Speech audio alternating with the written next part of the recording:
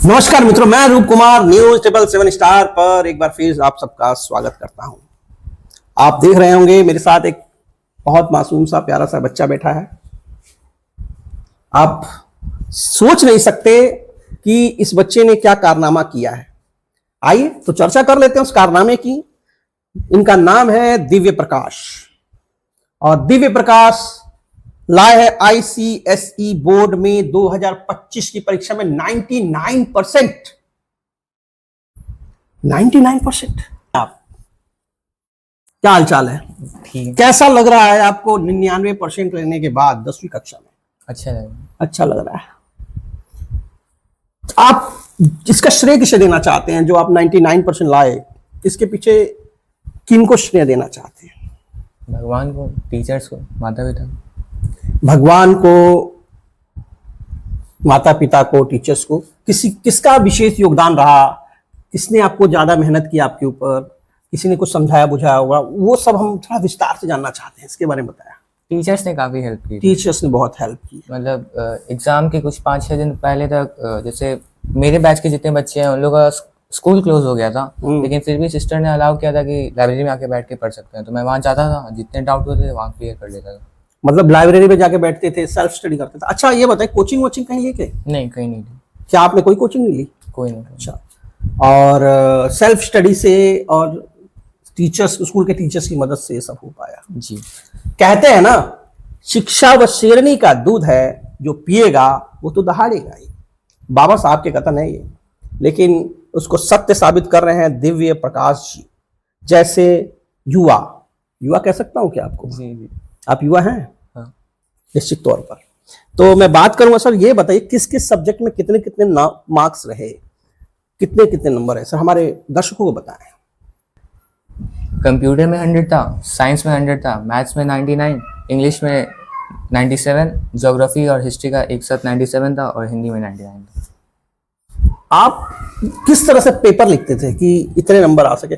जैसे बच्चे लिखते हैं तो किसी का 60 आता है, बहुत से बच्चे फेल भी हो जाते हैं। जो आप पेपर लिखते थे वो प्रोसेस क्या था? किस तरह से आप क्वेश्चन को अटेम्प्ट करते थे? कि जैसे मान लीजिए मुझे अगर हिंदी का एक क्वेश्चन लिखना है या हिस्ट्री का एक क्वेश्चन लिखना है, तो उसका आप आंसर कैसे डिजाइन करते थे, वो बताएं हमारे दर्शकों को। आंसर डिज़ाइन ऐसा रहता था कि अगर टीचर कोई वो उसके पास ना टीचर के पास एक मार्कशीट आ रही है, उसमें आंसर दिए होते हैं कीवर्ड्स के फॉर्म में कि ये आंसर है। तो आंसर में आप ऐसे ही लिखिए कि आप वो जो टीचर ढूंढ रहा है वो उसको एकदम सामने मिल जाए, एकदम परोसा हुआ मिल जाए, तो उसको ज़्यादा एफर्ट ना डालना पड़े। दूसरा पॉइंट ये था कि क्लियर लिखा जाए, कि हर आंसर के बाद 2 लाइन। मैं करता ये था ना कि हर सेक्शन के बाद मेरा जितना आंसर हुआ है उतना मैं लाइन ही छोड़ देता था। मतलब अगर 1.5 पेज में मेरा एक सेक्शन हो गया तो मैं आधा पजा छोड़ दूंगा और पीछे स्टार्ट कर दूंगा, क्वेश्चन 2 स्टार्ट कर दूंगा। मतलब आप पूरे पेज पर एक आंसर लिखते थे, हाफ नहीं लिखते थे? हाँ, क्योंकि मतलब आप एक आंसर के लिए एक पेपर पेज, क्या जैसे आईसीएसई क्या बोल रहा है? जैसे आईसीएसई की बुकलेट में पेजेस इनफ होते हैं, तो आपको पेजेस की चिंता करने की जरूरत नहीं है। जितना क्लियर हो सके उतना क्लियर लिखना है उसमें। आपने क्लियर लिखा। तो राइटिंग का कोई महत्व होता है क्या एग्जाम में? राइटिंग का महत्व इतना ही पड़ेगा कि जो आप लिख रहे हैं वो क्लियर होना चाहिए। और दूसरा ये है कि इंग्लिश और हिंदी जैसे सब्जेक्ट में अगर वर्ड्स ही वो पढ़ नहीं पा रहा है टीचर, तो आपके कुछ फ्रीक्वेंसी के बाद वो मार्क्स काटने लगेगा। जैसे 5-6 वर्ड्स अगर क्लियर नहीं हुए तो फिर वो मार्क्स काटने लगेगा। तो ऐसे आ रहे थे कि फ्रीक्वेंसी जो है नहीं टूटनी चाहिए, और जो वर्ड लिमिट है, जैसे वर्ड जो लिखते हैं वो 5-6 वर्ड्स क्लियर होने चाहिए कम से कम शुरुआती दौर में, ताकि एग्जामिनर को ये बात समझ में आए। तो क्या कैसे वो लिखते थे आप, कि किस तरह का आंसर डिजाइन करते थे कि वो फ्रीक्वेंसी बनी रहे? फ्रीक्वेंसी यही है कि गलत ज़्यादा नहीं करना है, ज़्यादा कटिंग्स नहीं करना है, और कोशिश ये रहती है कि जिस ऑर्डर में क्वेश्चन दिया है उस क्वेश्चन सारे दिए हैं उसी ऑर्डर में अटेम्प्ट करना है। टीचर्स ने ये भी कहा था कि जैसे ऑप्शन मिलते हैं हमें कि अगर 4 हैं, जैसे 9 क्वेश्चन टोटल है तो उसमें से 4 अटेम्प्ट करना है ज्योग्राफी में। तो लोग कहते हैं ना कि ज़्यादा अटेम्प्ट नहीं करना चाहिए, तो फिर ये होता है कि हम ज़्यादा अटेम्प्ट करने के चक्कर में क्वेश्चन गलत होने लगते हैं। तो मैंने इसको फॉलो किया था, ज़्यादा अटेम्प्ट नहीं किया। ज़्यादा अटेम्प्ट करने से बच्चे लिमिटेड टाइम में अटेम्प्ट किया। जैसे कोई क्वेश्चन ऐसा याद होगा जिसका आंसर आपने डिजाइन किया हो, आपने शुरुआत की हो, जैसे जैसे हिस्ट्री या ज्योग्राफी वगैरह का कोई ऐसा क्वेश्चन बताएं जो आपके पेपर में आया था और आपने उसका आंसर लिखन किस तरह से लिखा, वो फॉर्मेट पता है हमारे दर्शकों को? नहीं, तो ऐसा कुछ खास क्वेश्चन या आंसर का फॉर्मेट तो नहीं है। देखिए, जैसे बुक में जो पढ़ाया जा रहा है वैसे ही क्वेश्चंस वहाँ भी आएंगे। इस साल भले ही पैटर्न चेंज हो गया था, उन्होंने रीजनिंग में ज़्यादा फोकस किया था कि बच्चे ने जो पढ़ा है वो अप्लाई कर पा रहा है कि नहीं। आंसर्स वैसे ही रहेंगे, मतलब जो पूछा गया उसके आपको जितने क्रिस्प आप लिख सकें उतना क्रिस्प आप लिख दीजिए। ज्यादा घुमाने की जरूरत नहीं है। मतलब इंग्लिश में बच्चे समझते हैं कि अगर वर्ड लिमिट बढ़ानी है तो हम आंसर को एक ही जगह गोल गोल गोल घुमाने लगेंगे। नहीं करना होता है ऐसा। जितना आप बता सकें कि ये पूछा गया है, ये बता दिया, वहीं खत्म हो जाता है आंसर। बिल्कुल सही बताया इन्होंने। मेरे जो नए दर्शक जो बच्चे हैं जो आप 10वीं या 12वीं की परीक्षा देंगे, उनको इस बात का ध्यान रखना है कि जो हमारे जो दिव्य प्रकाश हैं, इन्होंने 99% नंबर लिया है और इन्होंने कुछ नियमों को फॉलो किया। और वो नियम ये थे कि इन्होंने पेपर में कटिंग नहीं की। दूसरा नियम इन्होंने फॉलो किया कि एक पन्ने पे पूरा आंसर लिखा, अगर ऐसा नहीं लिखा आंसर कि आधा इस पेज पर और आधा अगले पेज पर, क्योंकि ये जानते हैं कि ICESC बोर्ड जो है प्रॉपर मात्रा में पर्याप्त पेपर देता है, इनका मानना है। और तीसरी चीज ये है कि आंसर के जो कीवर्ड्स हैं वो कीवर्ड्स को फॉलो करना है, कीवर्ड्स को ही फॉलो करना है, क्योंकि अगर हमने क्वेश्चन के कीवर्ड्स को फॉलो नहीं किया तो हमारा आंसर गलत दिशा में जा सकता है। तो अगर आप इन सब बातों का ध्यान रखें तो आप अपना बेहतर आंसर लिख सकते हैं। आपको सबसे ज्यादा घर में किससे प्रेरणा मिली? दिव्य प्रकाश जी, भैया से। भैया से आपको प्रेरणा मिली। किस तरह की प्रेरणा मिली वो बताएं हमारे दर्शकों को। जैसे वो भी 10th का बोर्ड्स दे चुका है, तो उसने अपना एक्सपीरियंस मेरे को बता दिया कि ये कुछ गलतियां हैं जो नहीं करनी चाहिए और पहले स्टार्ट कर देना चाहिए, तो उससे बहुत ज्यादा हेल्प हुई। बहुत हेल्प मिली। आपके भाई के कितने परसेंटेज से 10वीं? 96%। 96% थे आपके भाई के। जी। इस वजह से उन्होंने आपको गाइड किया बेहतर तरीके से कि आप बेहतर नंबर ले सकें। क्या क्या आपकी कैसी ट्यूनिंग रही फैमिली में, आप दोनों के बीच किस तरह की बातें होती थी इन परीक्षाओं को लेकर, वो सब बताएं सर। परीक्षाओं को लेकर मतलब कोई विशेष बातें तो नहीं होती थी घर पे। मतलब पढ़ने का मुझे प्रॉपर जगह और टाइम दिया जाता था, ज़्यादा डिस्टर्ब नहीं किया जाता था, और यही सब था बस।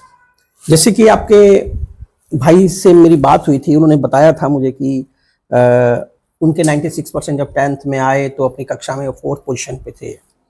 वो चाहते थे कि आप टॉप करें और उस बोर्ड पर, स्कूल के बोर्ड पर नाम लिखे। आप किस विद्यालय में पढ़ते थे सर, वो बताएं आप। जीवन मार्ग सोफिया सेकेंडरी स्कूल। जीवन मार्ग सोफिया सेकेंडरी स्कूल में आप टॉपर्स हैं। आगे की क्या रहा है, आगे क्या करना चाहते हैं लाइफ में? आगे देखिए, करने की बहुत चीज़ें हैं। अगर मैं अभी ठान के बैठ जाऊंगा तो फिर क्या पता आगे क्या हो जाए। तो मैं चाह रहा हूँ कि मेरे पास जितना समय है उसमें मैं एक्सप्लोर कर लूँ कि क्या क्या चीज़ें की जा सकती हैं, उसके बाद अपने लिए कोई बढ़िया डिसीजन करने के बाद अब बढ़िया डिसीजन लेना चाहते हैं। पहला तो मैं बात कर रहा था दिव्य प्रकाश जी से, जिनके पिता का नाम है सुनील कुशवाहा जी, जो राजकीय हाई स्कूल सोना लक्ष्मण गोरी बाजार में पढ़ाते हैं, जो कि एक मैथ के शिक्षक हैं। माता जो है प्रीति देवी, और ये जो हमारे बगल में बैठे हैं दिव्य प्रकाश जी, ये लाए हैं 10वीं बोर्ड, जो कि ICSC बोर्ड के अंतर्गत 99%, 99.00%।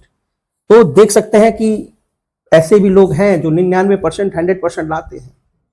वैसे तो कहते हैं कि नंबरों से कोई विशेष फर्क नहीं पड़ता, लेकिन जीवन में उत्साहवर्धन के लिए और बेहतर लाइफ जीने के लिए जरूरी है कि आपको एक्यूरेट किया जा सके। तो हमने बात की थी अभी दिव्य प्रकाश जी से। दिव्य प्रकाश जी ने भी बताया कि वो लाइफ में आगे कैसे एक्सप्लोर करना चाहते हैं, किस तरह से जीवन को जीना चाहते हैं, अपनी फैमिली के बारे में बताया। अब हम बात करेंगे इनके पिता से, पिताजी से जानेंगे किस तरह से इन्होंने अपने बच्चे को तैयार किया, किस तरह के सपने देखते हैं, क्या करते हैं, तो हम बात करेंगे। तो मैं बात कर रहा हूँ श्री दिव्य प्रकाश जी, जो 99% लाए हैं, जो कि जीवन मार्ग सोफिया सेकेंडरी स्कूल में पढ़ते हैं, और इनके पिता जो है गौरी बाजार के राजकीय हाई स्कूल में, जो गौरी बाजार में है, के में मैथ्स के प्रवक्ता हैं। सर ये बताइए कि आपको कैसा लगा जब आपके बच्चे ने, जो कि दिव्य प्रकाश है, 99% लाया है, कैसी फीलिंग थी पहले? सबसे पहले मैं ये जानना चाहता हूँ सर। बहुत अच्छा लगा, बहुत आश्चर्य हुआ। आश्चर्य क्यों लगा हुआ सर, ये बताएं पहले। अच्छा तो लगा, लेकिन आश्चर्य की बात बताएं। आश्चर्य भी हुआ कि ऐसा भी कोई कर सकता है। 99% तक बच्चा पहुंच सकता है, मतलब इतनी पॉसिबिलिटी है बच्चे के अंदर, जहाँ मतलब अभी बहुत कम ही बच्चे वहाँ तक पहुँच पाते हैं 99% तक। और बच्चे के मतलब मेहनत को सलाम है, काफ़ी अच्छा मेहनत किया था उसने। और प्रतिदिन का मतलब एग्ज़ाम टाइम में भी मतलब पढ़ाई के लिए घंटे निर्धारित नहीं थे, काफ़ी जो भी कोर्स था पूरा कंप्लीट होने के बाद ही सोना होता था उनका। और हमसे जितना जानकारी लेना था जो विषय में, जो भी मैथ्स आप ही पढ़ाते थे? मैथ्स पढ़ाते नहीं थे। ये था कि मैथ्स में अपने स्कूल में पढ़ता था, कोई डाउट होता था मैथ या साइंस में, मैथ या साइंस मैं दोनों सब्जेक्ट वहाँ पढ़ाता हूँ अपने स्कूल में। तो कोई डाउट होता था, कोई समस्या होती थी तो हमसे समझ लेते थे। हमें देते थे हाँ, बच्चे। समय रहता था इन लोगों के लिए कि ये अपनी समस्या का सलूशन हो जाएंगे। हाँ, आपके बड़े बच्चे ने भी 96% लिए थे हाँ। और छोटे बच्चे ने उससे भी बेहतर किया। हाँ। तो अब क्या आशाएं हैं, क्या आशाएं जगी हैं आपके अपने बच्चों के प्रति, वो बताएं। बस ये अपने लाइफ में बहुत आगे आगे जाएं, तरक्की करें और सफल हों। तो अपना एक सपना बना के रखे हों कुछ छोटा सा, उसको पाएं अपने जीवन में। और स्टडी शेड्यूल क्या होता था सर, बच्चों का स्टडी शेड्यूल जो है, जो क्या होता था, कब पढ़ते थे ये लोग, कब उठते थे, कब स्कूल जाते थे, किस तरह से पढ़ाई करते थे, उसका शेड्यूल क्या था सर? इन लोगों का पढ़ाई शेड्यूल ये स्कूल के बाद अपना आके 1 आध घंटा रेस्ट करते थे नाश्ता वास्ता करके। उसके बाद पढ़ाई के लिए ये नहीं था कि ये घंटा निर्धारित था कितना पढ़ेंगे। वैसे जनरली तो 11 बजे रात तक पढ़ते ही थे। 11 बज जाता था। 11-12 बजे तो रात में 11 बजे तक सभी लोग जगे रहते थे, सभी लोग पढ़ते ही रहते थे अपना अपना। इनका शेड्यूल बहुत अच्छा रहता था कि सुबह में बिना किसी के जगाए अपना इनका अलार्म अपना सेट रहता था 5, साढ़े 5, 6 बजे। जब भी उठना होता था अपना अलार्म सेट करके रखते थे अपना।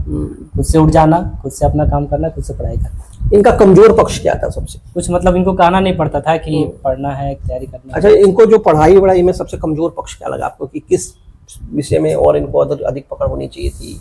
पहले कैसा, आप जैसे जिस तरह के नंबर तो आए, वो नंबर अलग बात है, लेकिन अगर व्यक्तिगत जीवन में देखें तो आपको क्या लगता है कहाँ पे कमियां हैं इनके पास, इनके पढ़ाई लिखाई में कहाँ कमी नजर आती है?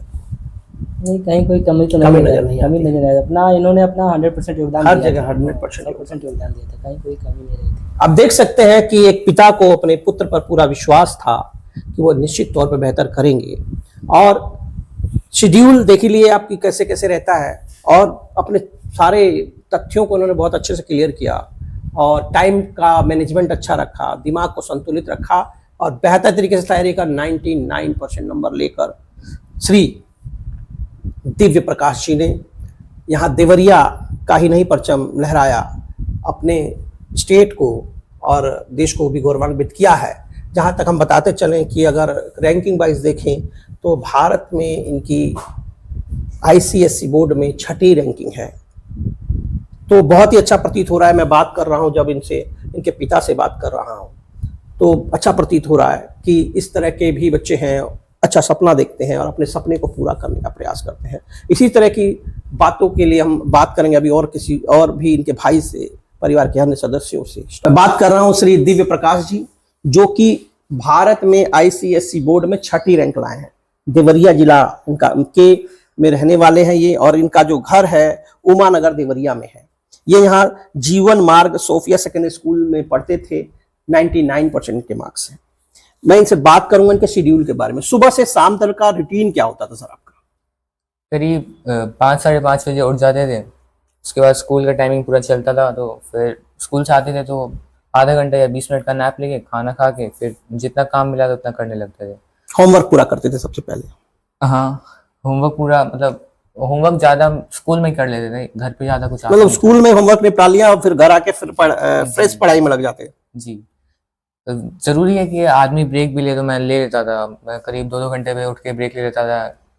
संडेज को मैं खेलने आया करता था, मतलब खेलना मुझे लगा कि जरूरी था, कि वरना फिर बार बार मतलब दिन भर अगर पढ़ते रहेंगे तो फिर बर्न आउट हो जाता है। तो मैं खेलने बार बार चला जाता था। कौन सा खेल खेलते थे आप? मैं फुटबॉल खेलता हूँ। फुटबॉल खेलते थे? कितने कितने घंटे खेलते थे एवरेज? एवरेज मतलब अगर एक बार गए तो 2 घंटा खेल के आता था। देख सकते हैं 99% मार्क्स और बेहतर एजुकेशन के साथ खेल जरूरी है। दिव्य प्रकाश जी बता रहे हैं कि अगर आप खेलते हैं तो आपका दिमागी रूप से आप फ्रेश और संतुलित महसूस करते हैं और आगे मन पढ़ाई में लग सकता है। फिर क्या होता था सर, और बताएं, शेड्यूल बताएं। फिर खेलने चले जाते थे, फिर क्या होता था? फिर आएंगे, थोड़ी देर रेस्ट करेंगे, फिर पढ़ने बैठ जाएंगे, जिस हिसाब से होगा काम कर लेंगे अपना। फिर कोशिश करते थे कि जल्दी सो जाए, 10:30 बजे तक सो जाए, लेकिन सो नहीं पाते थे, 11 साढ़े 11 बज ही जाता था। मतलब वही है कि अगर 7 घंटे की स्लीप लेनी है तो किसी तरह एडजस्ट करना पड़ता था। अगर लेट से सोए तो थोड़ा लेट ही उठेंगे, फिर 5:30 में उठेंगे, फिर अगर 10:30 पे सो गए तो 5 बजे उठ जाएंगे। देख सकते हैं 7 घंटे की नींद बहुत जरूरी है। नींद पर इन्होंने फोकस किया। अगर आप अच्छी नींद लेते हैं, समय से सोते हैं, पूरी नींद करते हैं तो आपका दिमाग फ्रेश रहता है और आगे भी पढ़ाई में मन लगता है और अन्य कार्यों में मन लगता है। तो आप फोकस खेल पे फोकस किया आपने टाइम से, उसके बाद नींद पर फोकस किया कि आपको नींद प्रॉपर लेनी है ताकि आप ताजा बने रह सके। नींद का मतलब मुझे लगा कि फैक्टर बहुत इंपॉर्टेंट है। जैसे काफी बच्चे एग्जाम में ऐसा ऐसा कर रहे थे कि 4-4 घंटे सो के आ रहे हैं, कुछ सो के ही नहीं आ रहे हैं। ये मतलब एग्जाम हॉल में मतलब बहुत बुरा इफेक्ट पड़ता है इसका, इसलिए मैं एग्जाम में तो प्रॉपर 7 से 7.5 घंटे की नींद लेके जाता था। मुझे लगा इससे मुझे कुछ बेनिफिट होता था वहाँ एग्जाम में। बिल्कुल सही, फ्रेश महसूस करते थे, तो ये महसूस होता था, अच्छा लगता था आपको। अच्छा, तो खेल को जो फुटबॉल खेलते थे, आपको कहाँ तक आपने परफॉर्मेंस वगैरह दिया है, मतलब खेल का, या जनरल केवल खेल अपने हेल्थ बनाए रखने के लिए करते हैं? हाँ, हेल्थ बनाए रखने के लिए करते हैं। तो और माता जी का क्या योगदान रहा है वो बताएं अपनी। माता जी का सबके अपने बहुत योगदान रहता है। कैसी प्रकार की आपकी मम्मी है? बहुत डांटती फटकारती है या बहुत प्रेम करती हैं? क्या है उनका रोल, क्या रहा आपके लाइफ में, उसके बारे में बताएं। उन्होंने बहुत हेल्प किया, मतलब मुझे ज्यादा काम नहीं करने देती थी, वो सब कुछ खुद ही कर देती थी। फिर मुझे पढ़ाई में प्रॉपर टाइम देती थी कि तुम जाओ पढ़ो। तो उन्होंने बहुत ज्यादा हेल्प किया, उनके लिए मैं बहुत आभारी हूँ। आभारी है आप माँ के प्रति। जैसे बता दें कि माँ के प्रति तो सभी आभारी होते हैं। आपको काम नहीं करने देते, आपको क्या खाना वाना बनाना पड़ता था क्या पहले से? नहीं, मतलब कोई भी काम हुआ, मतलब घर के काम में कुछ लाना वाना है तो आपका टाइम वेस्ट नहीं करती थी आपकी माता जी, आपको बेहतर समय देती थी ताकि आप बेहतर कर सके। तो मैं बात करता था श्री दिव्य प्रकाश जी से, जो पूरे भारत में ICSE बोर्ड में 10th क्लास में 6ठी रैंक लाए हैं और नंबर है 99%। इन्होंने अपना बताया शेड्यूल, किस तरह से अपना पढ़ाई का शेड्यूल रहता था। इन्होंने ये भी बताया कि क्वेश्चन के डिजाइन कैसे करते थे, आंसर कैसे लिखते थे, और इन्होंने बताया कि फैमिली का सपोर्ट बहुत जरूरी है। तो जब ये सारी चीजें मिलती हैं तब जाके दिव्य प्रकाश अपने प्रकाश को जगा पाते हैं। इसी तरह से और लोगों से हम बातें करते रहेंगे। अभी हम बात करेंगे इनके बड़े भाई से, उन्होंने किस तरह से इनकी मदद की और कितना सहयोग किया, तो हम बात करते हैं उनसे। ठीक है, मैं बात कर रहा हूँ आर्यन राज से, जो कि बड़े भाई हैं दिव्य प्रकाश जी के। सर ये बताइए कि आप क्या करते हैं और किस तरह की तैयारी करते हैं, उसके बारे में बताएं। मैं जे की तैयारी करता हूँ और मेरा मतलब इस महीने एडवांस का पेपर है। 10वीं में कितने नंबर थे आपके? मेरे 10th में 96%। 96% थे। तो किस तरह का सपना अपने भाई के प्रति देखे थे, किस तरह से उन मदद की उनकी, वो बताया। नहीं, ऐसा मैंने कोई सपना तो नहीं देखा था, बट क्योंकि अगर कुछ सपना अपना जैसा रहता है तो फिर प्रेशर बढ़ जाता है, तो फिर परफॉर्मेंस पूरा निकल नहीं पाता है। तो मतलब वो मतलब ऑलरेडी अपने क्लास में अच्छा परफॉर्म करता था, तो मैंने देखा कि हाँ थोड़ा सा कैलिबर है, तो मैं बोला कि थोड़ा सा इसको थोड़ा गाइड कर देंगे तो ये थोड़ा आउट ऑफ दी मतलब परफॉर्म कर सकता है।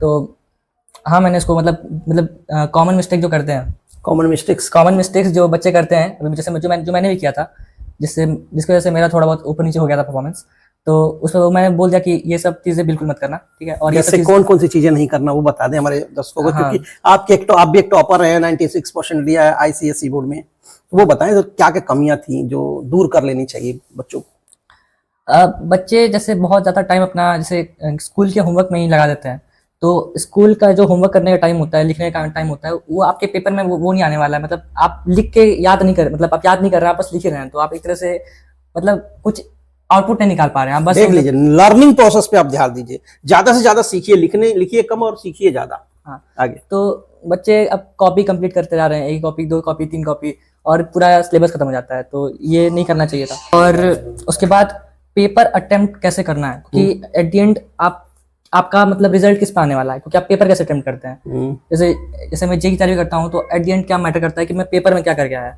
मुझे कितना याद था, मुझे कितना पता था, इससे एक्चुअली रिजल्ट पे कोई फर्क नहीं पड़ने वाला है। तो मैं उसको बताया कि अब जैसे हर सब्जेक्ट को ना हैंडल करने का अलग तरीका होता है। जैसे साइंस में फैक्ट्स इंपॉर्टेंट होते हैं, और एट द एंड अगर आप देखेंगे तो अगर कोई मतलब 99% मार्क्स भी लेके आया, जैसे मेरे टाइम पे 99.8% मार्क्स आया जाता था, तो जो 1 मार्क्स कटता है वो ग्रामर में ही कटता है। तो और पहला पेपर हमेशा ग्रामर का ही होता है, तो बच्चे तब तक सीरियस होते नहीं है, और ग्रामर में ही सब ब्लंडर हो जाता है, और फिर मतलब ओवरऑल परसेंटेज बिगड़ जाती है। क्योंकि हम हर साल यही होने वाला है कि ग्रामर पर पहले होगा, तो ग्रामर को पहले तैयार कर लेना बेहतर। ग्रामर को एक्चुअली ना बहुत स्कूल में ना ग्रामर को कुछ इंपॉर्टेंस देते नहीं है। ग्रामर क्या होता है, ग्रामर तो बच्चे भी एक्चुअली सीरियस नहीं लेते हैं कि ग्रामर क्या होता है। ग्रामर तो मैं 1 दिन पहले पढ़ के चला जाऊंगा तो ग्रामर मेरा हो जाएगा। तो नहीं, तो मैंने बोला कि नहीं, तुम ग्रामर स्टार्टिंग से तुम फोकस करो, तुम्हारा इंग्लिश ओवरऑल मार्क्स अच्छा बने, ठीक। उसके बाद मैथ्स इसका अच्छा था, तो मैथ्स पे मैं मतलब ऐसे मैंने बोला कि बस ये ध्यान देना कि कुछ क्वेश्चन जैसे ना आते हैं, जैसे ऑप्शन होता है, तो ऑप्शन में क्या क्या खास बात होती है कि दिखता तो है कि बहुत ऑप्शन है, बट एक्चुअल में ना उसमें 2-3 ऐसे क्वेश्चन होते हैं जिसको अगर आप अटेम्प्ट करने जाओगे तो आपका टाइम बहुत ज़्यादा वेस्ट होगा।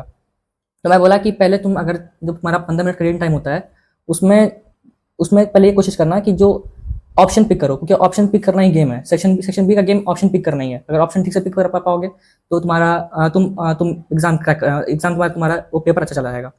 तो मैं मतलब ये तो सारे पेपर में मेरा एक ही चीज़ था कि ऑप्शन सेक्शन बी में अच्छे से पहले पिक कर लो 15 मिनट में। पहले 15 मिनट में फोकस करके ऑप्शन पिक कर लो, क्योंकि तुमको दिख रहा है कि भले वो ऑप्शन ज़्यादा है, बट उसमें 2-3 ऐसे है ना कि जो अटेम्प्ट करने लायक है नहीं, पेपर में तो दिख रहा है ऑप्शन है, जो छोड़ना ही पड़ हाँ, जाता है। वो छोड़ोगे तभी फायदे में रहोगे। उसको करने बैठ गए तुम, जैसे अगर तुम जैसे इतना डिफरेंस आता है कि अगर एक क्वेश्चन अगर तुम ध्यान से ऑप्शन नहीं पिक किए हो और तुम उसको करना शुरू कर दिए, 25 मिनट लग गया, अब वही तुम स्मार्टली अगर ऑप्शन पिक करते स्टार्टिंग में 10-15 मिनट के अंदर तुम्हारा वो क्वेश्चन हो जाता है। कंप्लीट हो जाता है। हाँ। उसके बाद आपका हिंदी के लिए क्या रणनीति रहती है सर? हिंदी में जैसे कि क्या है, वर्ड लिमिट बहुत बड़ा गेम प्ले करने वाला है, क्योंकि हिंदी में बच्चे क्या करते हैं कि अब जैसे ना हिंदी में क्वेश्चन मतलब एक क्वेश्चन के ना बहुत सारे आंसर हो सकते हैं, मतलब 4 क्वेश्चन दिया है कि आपको लगा कि चारों में तो मैं सेम आंसर लिख सकता हूँ, तो ये गड़बड़ हो जाता है फिर। और उसके बाद जो पत्र आता है, जैसे कि ना एक और चीज़ मैंने अपने टाइम में नोटिस की थी कि जो ग्रामर पार्ट है, मतलब जैसे हिंदी दोनों आता है, एक होता है लिटरेचर पार्ट, होता है ग्रामर पार्ट होता है। तो बच्चे ग्रामर पार्ट में वो 6 मार्क्स का आने वाला है, वो विलोम पर्यायवाची, उस चक्कर में 2-3 महीना दे देते हैं। और एट द एंड पता क्या होता है कि अगर आपको आएगा तो आएगा, नहीं आएगा तो नहीं आएगा। उस पर वो 3 महीना देने कोई मतलब नहीं है, ठीक है। वो टाइम आप किसी और से दे दीजिए। जैसे हमने तो प्लान किया था, तो हमने प्लान ये किया था कि हमारे टॉप 5 में हिंदी नहीं होने वाला है, तो लेकिन फॉर्चुनेटली हिंदी ने साथ दे दिया और हिस्ट्री सिविक्स से थोड़ा सा ऊपर नीचे करवा दिया, तो हिंदी ने संभाल लिया। तो हमने तो मतलब ऐसा डिसाइड किया था। और उसके बाद से हिस्ट्री वगैरह के बारे में बताइए, हिस्ट्री और फिजिक्स के बारे में। हिस्ट्री सिविक्स, हिस्ट्री ज्योग्राफी में आई थिंक थोड़ी पब्लिकेशन का रोल होता है, क्योंकि कई बार जैसे मेरे टाइम पे क्या हुआ था, मेरे को बात एक क्लिक कर गई थी कि ज़्यादा लेट क्लिक की, वरना मेरा भी अच्छा स्ट्रीम आ गया होता, कि अब आईसीसी क्या है ना, वो जैसे 2 पब्लिकेशन की बुक मेन आती है, एक आती है शायद सेलिना, 2 पब्लिकेशन आती है, उसमें एक मॉर्निंग स्टार पब्लिकेशन की बुक आती है, वो ज़्यादा रोल प्ले करती है, तो उससे डायरेक्ट क्वेश्चन आते हैं। मेरे टाइम पे 2-3 क्वेश्चन ऐसे आए थे, क्लास में किसी को कुछ पता नहीं चला कि कहाँ से आया, लेकिन मुझे आइडिया था, मैं समझ क्वेश्चन करके आ गया था, क्योंकि मुझे आइडिया था कि मॉर्निंग स्टार बुक से आया और मैं पढ़ के गया था। मैंने स्टार्टिंग से बता दिया था कि अपने जो स्कूल में बुक जो होती है वो इतनी अब थोड़ी सी मतलब आउटडेटेड हो गई है, अब इस बुक से क्वेश्चन नहीं आ रहा है, जो मेन क्वेश्चन आ रहे हैं वो अलग बुक्स आ रहे हैं, मॉर्निंग स्टार बुक्स आ रहे हैं, तो तुम वो दोनों बुक कर लेना हिस्ट्री ज्योग्राफी के लिए। तो इस तरह से इन्होंने बताया कि क्या रणनीति रहनी चाहिए वास्तव में, कि सब्जेक्ट बाय सब्जेक्ट क्या रणनीति रहनी चाहिए, टॉपिक बाय टॉपिक क्या रणनीति। इसी तरह से आप छोटे छोटे टुकड़ों में रणनीति बनाएं और अपने उन सीनियरों से पूछे जो टॉपर्स रहे हैं, आपको बेहतर तरीका बता सकेंगे। जिस तरह से हमारे साथी, क्या नाम है सर आपका? आर्यन राज जी ने बहुत अच्छी सी स्ट्रेटेजी बताई, और हमने बात की दिव्य प्रकाश जी से जो इस बार के टॉपर है यहाँ, और बहुत शानदार बात हुई। नमस्कार, न्यूज टेबल वन स्टार पर हम इसी तरह से बात करते रहेंगे और साथियों से, और बहुत अच्छा लगा आपसे मिलकर, और फिर हम मिलेंगे। और दिव्य प्रकाश जी आपसे हम फिर मिलेंगे, अच्छा लगा। और सुनील सर बहुत अच्छा लगा आपके परिवार से मिलकर, बहुत ही प्यारा परिवार है और बेहतर तरीके से जिन्हें मैं चाहता हूं, मैं आशा करूंगा कि आप अपने सपनों को पूरा करें और अपने माता पिता का नाम रोशन करें।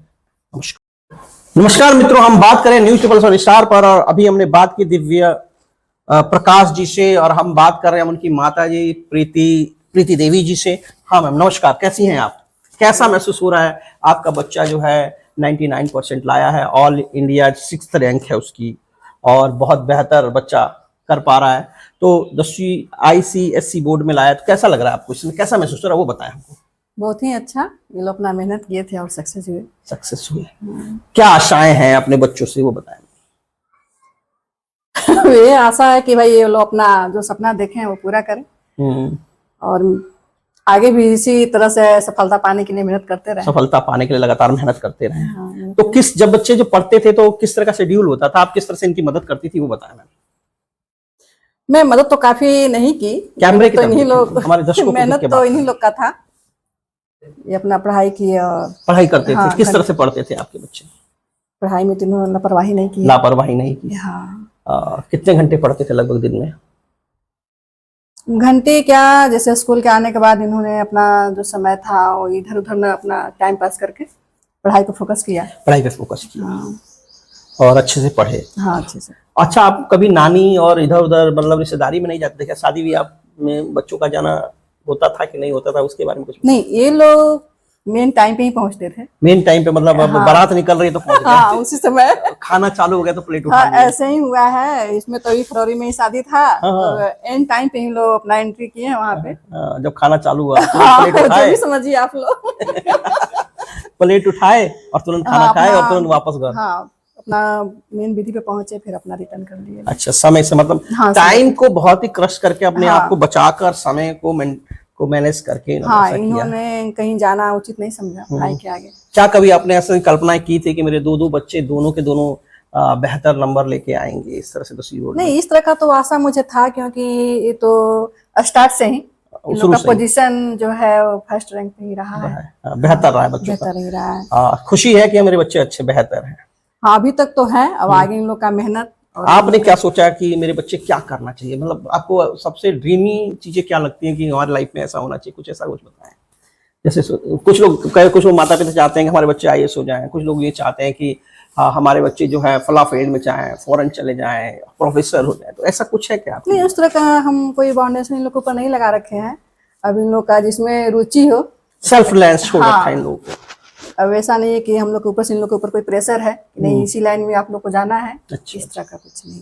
तो आप चाह रही हैं कि बच्चे जो है जो अपने मन में आए वैसा करें, हाँ, लेकिन अपने बेहतर करें, बेहतर पूरा करें। विश्वास हाँ, है जो आपको भी कि आपके लाइन में बच्चे जाए उस लाइन में अपना अपना बेहतर अपना करें। सहयोग करें। हाँ सहयोग करें। अच्छा, तो किस तरह का कोऑर्डिनेशन रहता है फैमिली में? ये लड़ाई झगड़ा करते हैं कि नहीं आपके बच्चे आपस में, ऐसा कुछ? नहीं, ऐसा कुछ नहीं है, लेकिन हाँ वो जो टाइम पास बच्चों में रहता है वो तो है ही। कई तौलिए के लिए ऐसा नहीं, वो तो सबका हमने अलग अलग कर रखा है। कभी ऐसा तो नहीं हुआ कि शर्ट पहन ली, मेरी शर्ट पहन लिया उसने, मेरा नहीं, इस तरह का नहीं है। हाँ। ये लोग हाँ कभी कभी जैसे पढ़ाई से अपना जब अगर बोर हो गए तो थोड़ा सा इन लोग का टाइम पास चलते रहता है। हाँ, हाँ उतना रहना भी चाहिए। ऐसा रहना चाहिए। काफी हेल्दी फैमिली रही है और अच्छा समय बीता है। नानी वानी के घर गए कि नहीं, कभी जाते हैं कि नहीं? नहीं, जाते हैं लोग, ऐसा नहीं है, लेकिन टाइम जब छुट्टी मिल जाए तब जाते हैं। हाँ। पढ़ाई के दौरान नहीं जाते नहीं, हैं। ऐसा नहीं। तो काफी अच्छा लगा मुझे। मैं बात कर रहा था श्रीमती प्रीति देवी, जो कि श्री सुनील कुमार कुशवाहा जी की पत्नी है और श्री दिव्य प्रकाश जी की माता है। बहुत अच्छा लगा आपसे बातें करके। और क्या कहना चाहेंगी आप अपने बच्चों को, अंतिम मतलब क्या संदेश देना चाहेंगी अन्य बच्चों को जो आपके बच्चों की तरह हैं, जो आपके बच्चों की तरह अन्य बच्चे जो 10वीं की परीक्षाएं देने जा रहे हैं अगले वर्ष, उनको क्या कहना चाहेंगे, किस तरह से तैयारी करें, वो बताएं। बच्चों से मैं यही कहूंगी कि आजकल थोड़ा सा मोबाइल में ज्यादा इन लोग समय जो पास कर रहे हो ना करके रील वगैरह पढ़ाई पे, हाँ रील वगैरह हुआ चाहे ऐसे भी थोड़ा सा लगता है इन लोग का टाइम पास, हाँ, तो वो ना करके पढ़ाई पे फोकस करें और कंटिन्यू करते रहें। कंटिन्यू करते हैं। हाँ कंटिन्यू करते रहें। बहुत सारे बच्चे गेम खेलते हैं, पबजी वगैरह खेलते हैं, क्या इस तरह की लत? नहीं, उस तरह तो एक बार अगर लग गया तो पढ़ाई पे ध्यान नहीं बिल्कुल रहेगा। हाँ, नहीं। किस तरह से बच्चों को अपने मोबाइल से दूर रखती थी? मोबाइल से तो दूर नहीं इतना रखते बड़े हुए तभी नहीं, ऐसा नहीं है, लेकिन 9th तक जाते जाते अपने आप को खुद ही हाँ। सेटल कर लिया कि नहीं, हमको उसके लिए तो मुझे भी काफी थोड़ा सा संघर्ष करना पड़ा, हाँ। क्योंकि अभी इन लोग का उतना नॉलेज नहीं था कि मोबाइल का क्या साइड इफेक्ट होता है। हाँ। तो इसके लिए मुझे थोड़ा सा ध्यान देना पड़ता था इन लोगों के पीछे पीछे कि हाँ ज्यादा यूज नहीं करो तुम लोग। और किस तरह का संघर्ष रहा आपको मोबाइल और बच्चों के बीच में? अरे ये तो काफी समझिए कि मोबाइल वाला जो दिक्कत है वो काफी है। काफी है। सब लोग जान रहे हैं। तो इससे दूर रहें और पढ़ाई पे अपना फोकस करें। तो पढ़ाई कंटिन्यू मैम ने कहा कि बच्चे लोग जो नए बच्चे जो परीक्षाएं देंगे वो जो है पढ़ाई पे फोकस करें, रील वगैरह न देखें और साथ ही पबजी जैसे खतरनाक खेलों से गेम से रहें। बचें। हाँ, क्योंकि वो जो है आपके दिमाग को नहीं आपके पूरे परिवार को भी बर्बाद कर सकते हैं, ऐसा प्रीति मैम कह रही हैं। न्यूज 7 स्टार पर हम लगातार ऐसी बातें करते रहेंगे। आज हमने बात की दिव्य प्रकाश जी से और उनके पिता सुनील कुशवाहा जी और उनके भाई जो थे राज आर्यन जी, और उसके बाद हमने बात की मैम प्रीति मैम से जो कि उनकी माता जी हैं। ऐसे ही और लोगों से बातें करते रहेंगे। लगातार आप न्यूज 7 स्टार पर जुड़े रहें। नमस्कार।